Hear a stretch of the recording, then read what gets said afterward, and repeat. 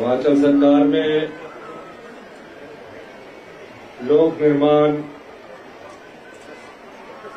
और खेल मंत्री विक्रमादित्य सिंह जी, हमारे प्रदेश कांग्रेस कमेटी के सचिव प्रदीप वर्मा जी और गोपाल शर्मा जी, ब्लॉक कांग्रेस कमेटी के अध्यक्ष, नगर पंचायत के अध्यक्ष प्रदीप शर्मा जी,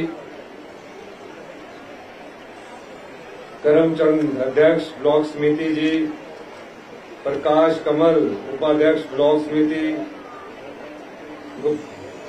चंद्रशेखर शर्मा जी जो पूर्व में हमारे ब्लॉक अध्यक्ष थे, पीसीसी के सचिव, वनीता वर्मा जी, सभी मंच पर आए हमारे सम्मानित पदाधिकारी, प्रशासनिक अधिकारी, सभी लोग। सबसे पहले तो मैं आपको दशहरा की बहुत बहुत शुभकामनाएं देता हूं।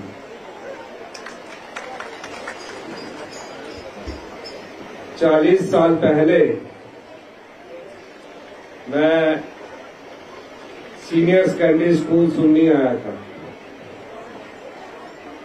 तब मैं स्कूल में पढ़ा करता था और छोटा शिमला स्कूल से डिबेट डिक्लेमेशन कंटेस्ट था। मैं उसमें भाग लेने के लिए जब मैं 10वीं क्लास में पढ़ा करता था तब मैं सीनियर सेकेंडरी स्कूल सुन्नी आया था। और सुन्नी के सबसे बड़ा ग्राउंड हुआ करता था और हॉकी में हमेशा अव्वल रहा करता था। तो बहुत पुराना रिश्ता है हमारा, बहुत पुराना संबंध है सुन्नी के लोगों के साथ। मैं आपको आज जब मैं मुख्यमंत्री के तौर पर आपके पास आया हूं, रास्ते में विक्रमादित्य सिंह जी से मेरी बात हो रही थी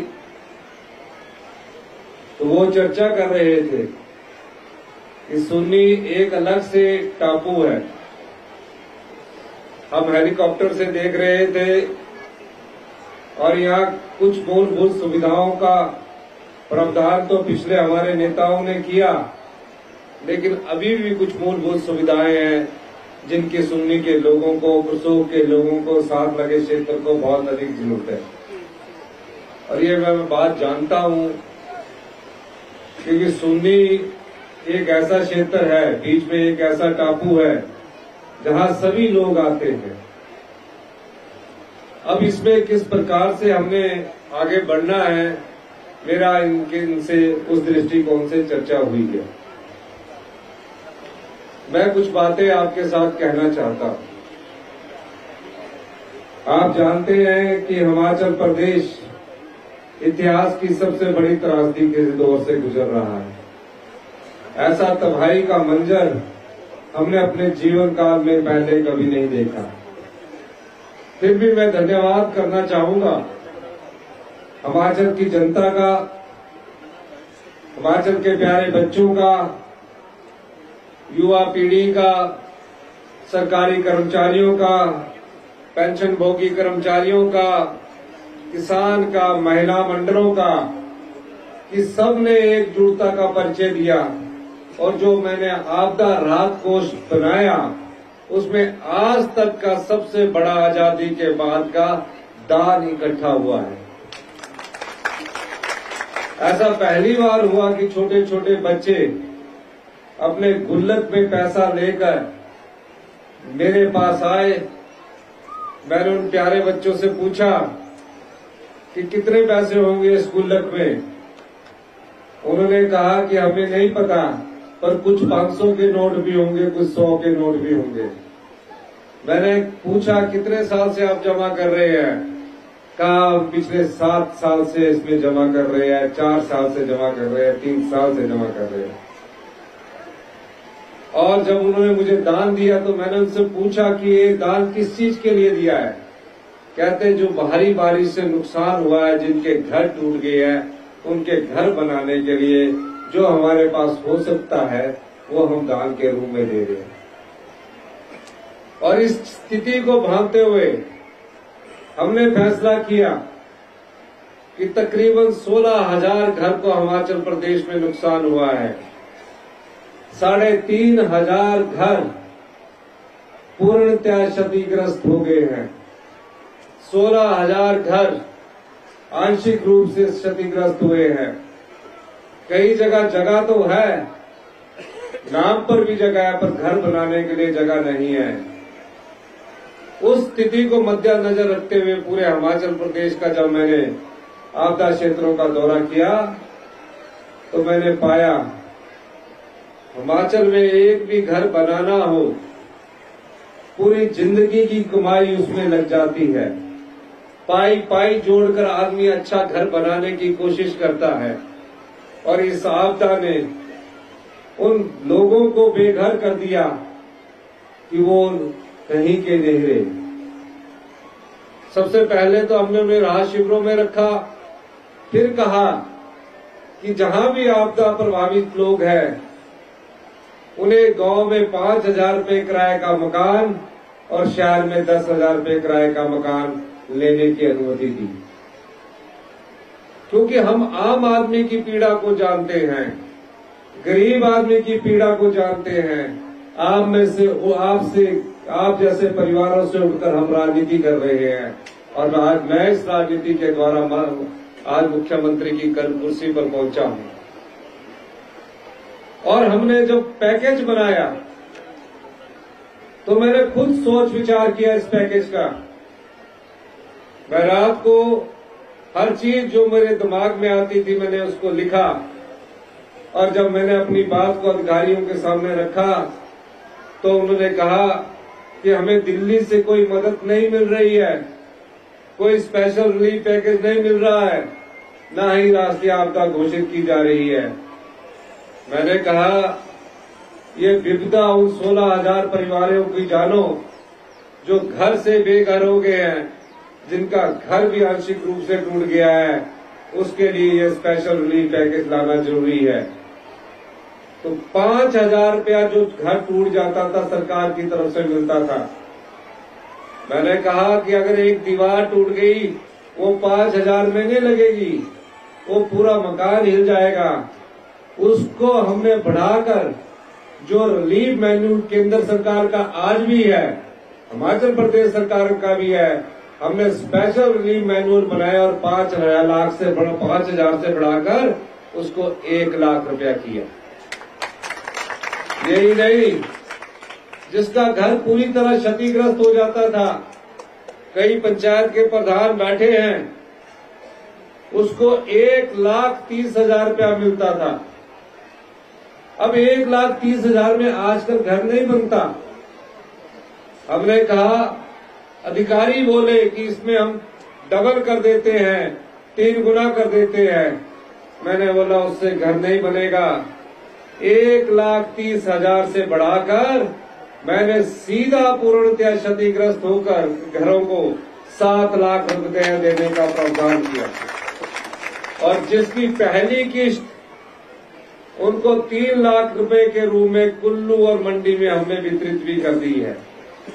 और ये भी कहा कि जहां वो घर बनाने जाएगा वह पानी का नलका उनको मुफ्त में दिया जाएगा, बिजली का कनेक्शन मुफ्त में दिया जाएगा, और सीमेंट की बोरी 280 रुपए प्रति बैग के रूप में उपलब्ध करवाई जाएगी, जो सरकार द्वारा उपलब्ध करवाई जाएगी। अब उनका पुनर्वास का काम है और हम उस कार्य को कर रहे हैं। लेकिन भारतीय जनता पार्टी के लोग आकर राजनीति ही करते हैं और हमेशा जनता को ठगते आ रहे हैं। जब विपदा आई, हमारे मंत्रिमंडल के सभी सदस्य, चाहे वो कोई भी था, विक्रमादित्य, मुकेश अग्निहोत्री, सब लोग सड़कों में थे। मैं खुद रात के 2-2, 3-3 बजे तक सड़कों पर रहा हूं, रिपोर्ट करता रहा हूं और जनता से ये पूछने की कोशिश करता रहा हूं कि आपको तकलीफ क्या है। आप जानते हैं कि जब बिजली चली जाती है पहाड़ में तो वो हफ्ते भर तक तो लाइनमैन ही ढूंढने को नहीं मिलते थे।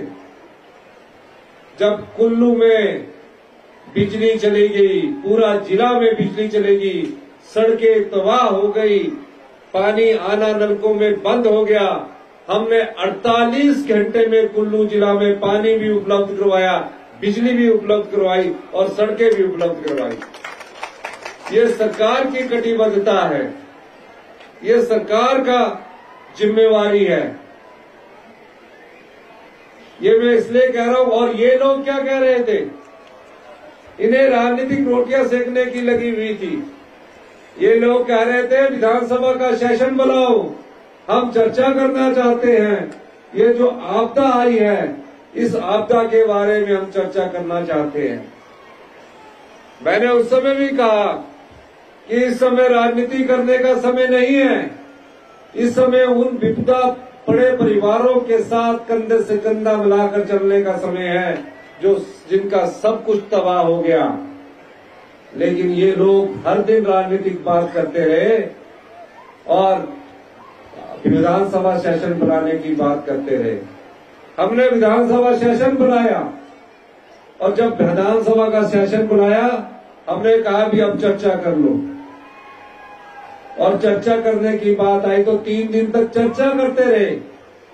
हमने कहा कि अब हिमाचल की जनता के साथ खड़ा होने का समय है।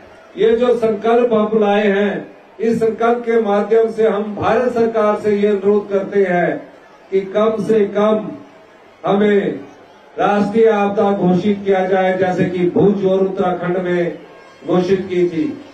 यही नहीं, और स्पेशल रिलीफ पैकेज दिया जाए।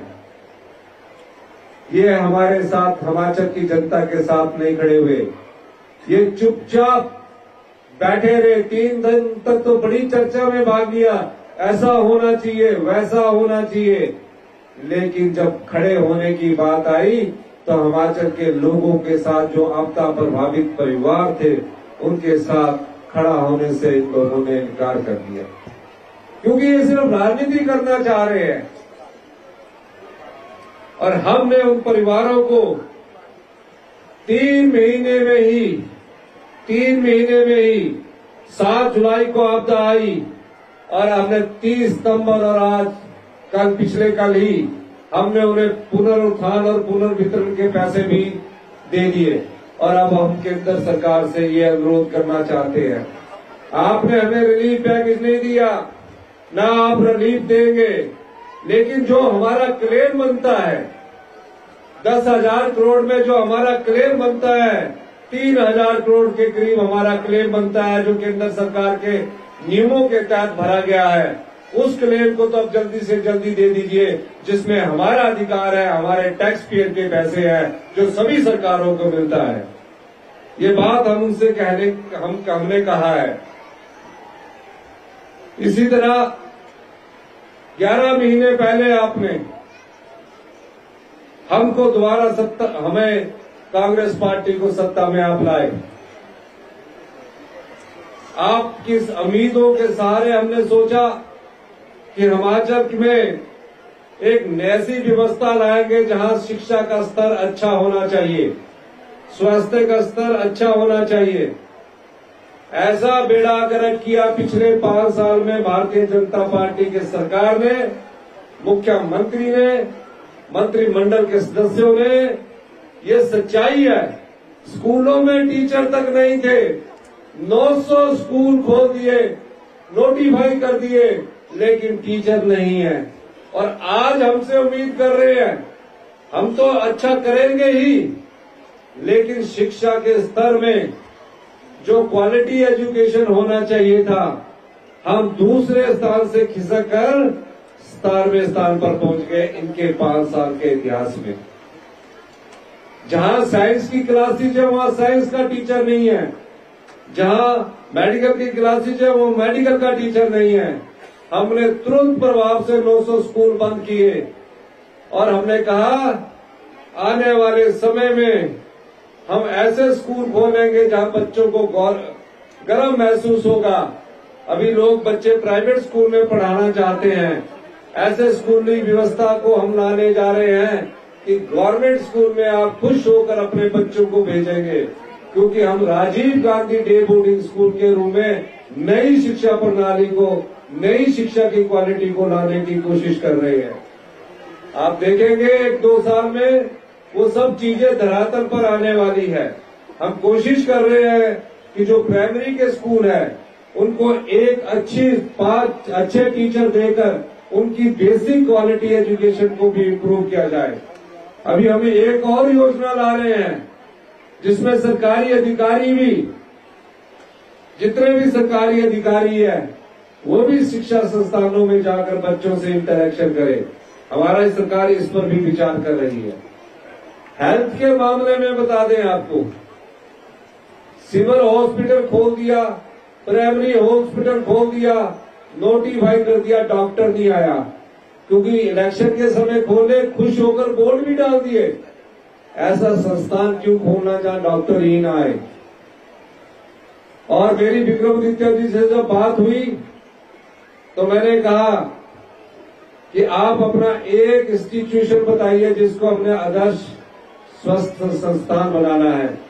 उन्होंने कहा सुन्नी को मैं बनाना चाहता हूं और 50 बेड से मैं इस हॉस्पिटल को 100 बेड करने की घोषणा करता हूं। वो इसलिए भी, इसमें अगर हमने खोलने का है, अभी 4-6 महीने लगेंगे, जल्दी नहीं करना आपने, ये आपने बोला। अगर मैंने खोलूंगा तो उसमें डॉक्टर पूरे होने चाहिए, गायनी का डॉक्टर होना चाहिए, सर्जरी का डॉक्टर होना चाहिए, आइज का डॉक्टर होना चाहिए, ताकि आपको सही समय पर अपनी बीमारी का पता लग सके। अब बोल दिया, नोटिफाई हो गया कि 100 बेड का हॉस्पिटल है और डॉक्टर देखिए तो 2 ही है। स्टाफ नर्स से काम चल रहा है या लेबोरेटरी टेक्नीशियन से वही देखिए दवाई दे रहा है। तो हम यहाँ आने वाले समय आदर्श स्वच्छता संस्थान बनाकर यहाँ सभी डॉक्टरों को पूरा करने की कोशिश करेंगे। पिछले दिनों भी मैंने कुछ यहाँ डॉक्टर आपने मुझे बोला था और हमने वो डॉक्टर यहाँ भेजे थे। एसडीएम ऑफिस की बात कही, अभी तक हमने कहीं कोई भी नहीं खोला, घोषणाएं जरूर की है, लेकिन उसको भी यहाँ खोला जाएगा, लेकिन आने वाले समय में खोला जाएगा। उसके लिए आपको थोड़ा समय हमें देना पड़ेगा। शोगी में इन्होंने हमारा एक इलेक्ट्रिसिटी का सब डिवीजन ऑफिस खोलने की बात की है। ये दोनों खोले जाएंगे, लेकिन थोड़ा आपने मुझे समय देना। भी कहीं भी नहीं हमने खोले। मैं अभी पालमपुर भी गया, वहां भी वीडियो ब्लॉग खोलना था। हम इसको अगले फाइनेंशियल ईयर में अप्रैल में जो शुरू होता है उसमें बजट का प्रावधान करके आगे इसको खोलने का प्रावधान करेंगे। और जब आपका एसडीएम ऑफिस खुलना है तो उसके लिए मिनी सचिवालय होना जरूरी है, कंबाइंड ऑफिस होना जरूरी है।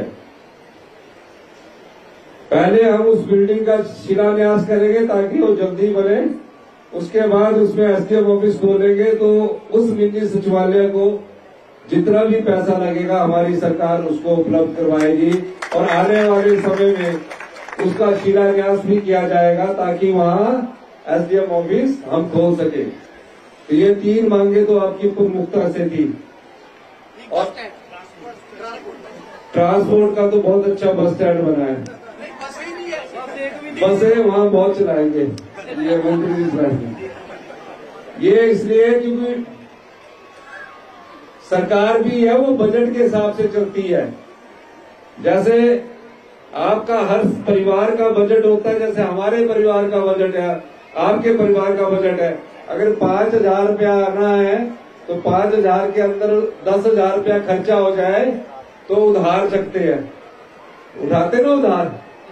तो हमारी आय है 100 रुपया और हम खर्चा कितना कर रहे हैं 250 रुपया, यानी कि 150 रुपया हम उधार चक रहे हैं। और जब ज्यादा उधार चक ले तो क्या होता है, कुर्की होती है। क्या होता है, तो हमारी अभी क्या स्थिति है? कुर्की वाली स्थिति है हमारी सरकार की। हम उस कुर्की में नहीं जाना चाहते, हमें उस कुर्की से निकलना है। हम कभी भी आत्मनिर्भर नहीं बन सके। हमने कभी भी ये नहीं सोचा कि हमारे पास आत्मनिर्भर बनने के संसाधन क्या है। विक्रमादित्य जी ने कहा कि अभी सुन्नी में डैम बना, लूरी में डैम बन रहा है, नदौन के धौला सीध में डैम बन रहा है। यहां लाटा रखा ही नहीं है। जो पिछली सरकार थी उन्होंने कैसा समझौता किया। आप लोगों की डेवलपमेंट के लिए जो लाटा का हमने लगाया था वो भी नहीं रखा। जो सरकार को जीएसटी आना था वो भी नहीं रखा। जो फ्री रॉयल्टी आनी थी, जो फ्री रॉयल्टी 12% हमको मिलती थी, 12, 18, 30 और 40 साल बाद प्रोजेक्ट, वो भी नहीं रखा। और इन प्रोजेक्टों को कहा कि आप हमको 4% फ्री रॉयल्टी देंगे और 40 साल बाद आप 25% हमें फ्री रॉयल्टी देंगे। अगर इस रॉयल्टी को 40 साल में कैलकुलेट किया गया तो 40 साल तक हमें सिर्फ 5% रॉयल्टी मिलेगी। मुझे जब इस चीज का पता लगा, मैंने तुरंत अधिकारियों की बैठक बुलाई और मैंने कहा या तो HABNL हमारी जो शर्तें हैं 12%, 18%, 30% और लाडा, ये हमें उपलब्ध करवाए, वरना हम इस प्रोजेक्ट को कैंसिल कर रहे हैं। हम इस प्रोजेक्ट को टेक ओवर कर लेंगे। हमारे नोटिस के खिलाफ ये हाई कोर्ट चलेंगे। देना नहीं चाहते हिमाचल का जल, जो हमारा रॉ मटेरियल है। ये पानी हमारा रॉ मटेरियल है। जब इससे बिजली बनेगी तो ये फिनिश गुड होगा और हम अपने रॉ मटेरियल संसाधनों को ऐसे लूटे नहीं देंगे। हाई कोर्ट ने बोला कोई कोरोसिव एक्शन नहीं होना चाहिए, कोई कठोर एक्शन नहीं होना चाहिए। और पिछले दिनों जब भारत सरकार के पावर सेक्रेटरी ने मीटिंग बुलाई, वहां भी इन लोगों ने ये स्टैंड रखा। मैं इस मंच के माध्यम से कहना चाहता हूं, हिमाचल के लोगों के अधिकार अगर आप सुरक्षित रखेंगे तो ये प्रोजेक्ट मिलेगा। अगर हिमाचल के लोगों के अधिकार ये सुरक्षित नहीं रखेंगे तो सरकार इन्हें टेक ओवर कर लेगी। इसे कोई नहीं रोक सकता। हम कोर्ट में भी एफिडेविट देने जा रहे हैं, चाहे जितना मर्जी खर्चा कर दिया। एक तो पूछा भी नहीं, MOU किया, इंप्लीमेंट एग्रीमेंट से पहले पूछा तक भी नहीं कि हम काम स्टार्ट कर दें। तब हिमाचलियों को पूछना भी नहीं, देना भी कुछ नहीं, तो हमारे को किस चीज की इन्वेस्टमेंट लेनी है?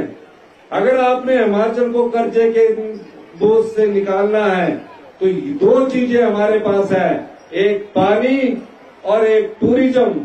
इसके अलावा हमारे पास कुछ नहीं है। पहाड़ी क्षेत्र है, थोड़ा बहुत अनाज अपने खाने के लिए होता है। इसीलिए हमने नीतियों में परिवर्तन किया है और हमने कहा है कि 4 साल में हम अपनी अर्थव्यवस्था को पटड़ी पर लाएंगे। आज हिमाचल के लोग चंडीगढ़ में जाके छोटे छोटे काम कर रहे हैं, 10,000, 15,000 का काम कर रहे हैं। क्यों कर रहे हैं? क्योंकि जो हमारे संसाधन थे वो हम लुटाते जा रहे हैं। हमने उनसे सोचा भी नहीं कि इस पानी से हम ही बनाए ताकि गरीब आदमी का भला हो सके। हमने इस साल नीतियों में परिवर्तन किया है और मैं इसीलिए दावे से हर जगह एक बात बड़े विश्वास के साथ कहता हूं कि हम अपनी अर्थव्यवस्था को 4 साल में पटड़ी पर लाएंगे, 4 साल में। और 10 साल में 10 महीने बीत चुके हैं। हम 10 साल में हिमाचल प्रदेश हिंदुस्तान का सबसे समृद्धशाली और अमीर राज्य बनेगा। हम अपनी नीतियों के द्वारा ये परिवर्तन लाने जा रहे हैं। ये लोग बड़ी बड़ी बातें करते हैं। भारतीय जनता पार्टी के लोग झूठ के अलावा कुछ नहीं कर रहे हैं आजकल। बस किस कुर्सी मिल जाए, ये कुर्सी के लिए कुछ भी कहने को तैयार है। हमने कई बार कहा है, हम कुर्सी के लिए नहीं आए हैं, हम सत्ता में सत्ता सुख के लिए नहीं आए हैं, हम व्यवस्था परिवर्तन करने के लिए आए हैं। जहां आम आदमी को न्याय मिले, गरीब आदमी को न्याय मिले, किसान को न्याय मिले, महिलाओं को सम्मान मिले और बच्चों को अच्छी शिक्षा मिले। आम आदमी को अच्छा हेल्थ सिस्टम मिले, इस दृष्टि से हम काम कर रहे हैं। कुछ ही दिनों में आप देखेंगे पूरे आपके जितने भी लोग हमारे यहाँ बैठे हैं, दिसंबर तक आपको हेल्थ का एक कार्ड मिलने वाला है। आप कहीं भी जाएंगे चेक करवाने के लिए, अगर आप सुन्नी में चेक करवाएंगे और उस पर्ची को दोबारा बनाने की जरूरत नहीं होगी, उसमें जो लिखा होगा। उसके बाद आप आईजीएमसी शिमला में जाएंगे, बिलासपुर में एम्स में जाएंगे, आपको पर्ची और कागज ढोने की जरूरत नहीं। आप अपने नंबर बताएंगे, आपका पूरा हेल्थ सिस्टम का रिकॉर्ड आ जाएगा। हमारे लोग उस दृष्टि से आपकी सेहत के लिए कार्य कर रहे हैं। तो ये हम कुछ चीजें आपके साथ दशहरे के शुभ अवसर पर ये भी कहना चाहते हैं, आपको विश्वास रखना है। 1-2 साल में चीजें धरातल पर आएगी, और जब धरातल पर आना शुरू होगी 2-3 साल में, आप फख्र महसूस करेंगे कि हिमाचल प्रदेश अपनी पुनः उसी व्यवस्था की ओर बढ़ रहा है जिस व्यवस्था को तहस नहस पिछली बीजेपी सरकार ने कर दिया था। इसलिए मैं बड़े आप लोगों से अनुरोध करना चाहता हूं, अगर बच्चा आज एक और मैं आपको बात बताना चाहता हूं, 5वीं का बच्चा दूसरी क्लास का सिलेबस ढंग से नहीं पढ़ पा रहा है। ये हाल कर दिया इन लोगों ने, ये हाल इन लोगों ने कर दिया। 5वीं का बच्चा दूसरी क्लास की ढंग से क्लास नहीं पढ़ पा रहा है, गांव में ऐसा हाल कर दिया है। तो इसको भी तो सुधार लाना है। इस सुधार में हमने बहुत महत्वपूर्ण परिवर्तन करने जा रहे हैं, लेकिन परिवर्तन तब हो सकता है जब जनता हमारे साथ खड़ी हो। हम जनता से उम्मीद करते हैं कि आप हमारे साथ खड़े होइए। 4 साल बाद आप उसको चाहेंगे कि हमने ये परिवर्तन किया है। इन्हीं शब्दों के साथ एक बार फिर से मैं माननीय विक्रमादित्य जी ने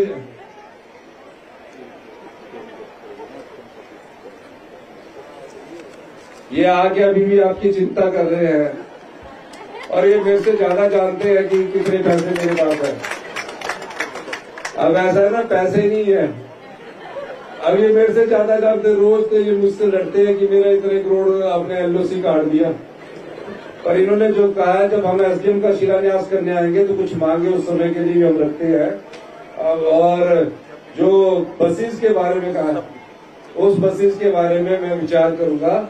आपने मेरी बात सुनी, आपका बहुत बहुत धन्यवाद। जय हिंद, जय भारत। मैं एक और बात आपको बताना चाहता हूं, सुन्नी के लोग अब टूरिज्म की तरफ भी जाइए। शिकारा, और इसके लिए हम आने वाले समय में जब बजट आएगा, शिकारा बनाने के लिए हम सब्सिडी देंगे। टूरिज्म का ये सब जो आपकी नई स्कीम है, और नई योजनाओं की तरफ भी जाइए।